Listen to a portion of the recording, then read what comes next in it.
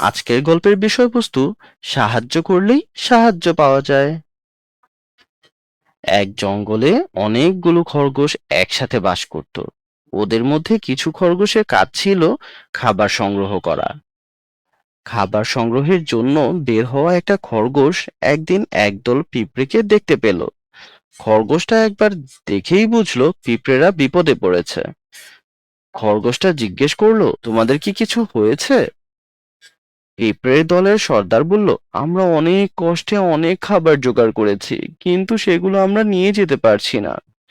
পিঁপড়ে দলের খাবারটা দেখে খরগোশ অবাক হলো, কেননা সেই খাবারের পরিমাণ খরগোশের কাছে খুবই নগণ্য। খরগোশটা বলল, তোমরা চাইলে আমি সাহায্য করতে পারি। পিঁপড়ের দল খুশি হয়ে খরগোশের সাহায্য চাইলো।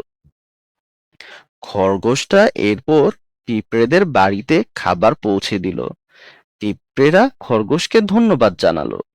বেশ কয়েকদিন পর সেই খরগোশটা খাবারের জন্য বের হয়ে কিছুতেই খাবার পাচ্ছিল না। মন খারাপ করে সে একটা গাছের নিচে বসেছিল। ঠিক তখনই সেদিনের পিঁপড়ের দল খরগোশটার সামনে আসলো। তারা সব শুনে খরগোশটাকে খাবারের সন্ধান দিয়ে দিল।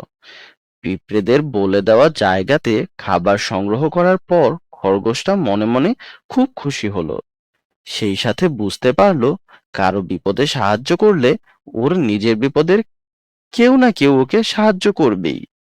পিঁপড়েদের বলে দেওয়া জায়গাতে খাবার সংগ্রহ করার পর খরগোশটা মনে মনে খুব খুশি হলো। তাই ছোট্ট বন্ধুরা, মনে রাখবে, যখনই কেউ বিপদে পড়ে, যদি তুমি সাহায্য করো, ঠিক সময় হলে তোমরাও সাহায্য পেয়ে যাবে। ভালো কাজের ফল সবসময় ভালোই হয়। এমন আরো শিক্ষামূলক গল্প পেতে চ্যানেলটি সাবস্ক্রাইব করো আর লাইক দিয়ে পাশে থেকো। গল্পে গল্পে শিক্ষা সিরিজে।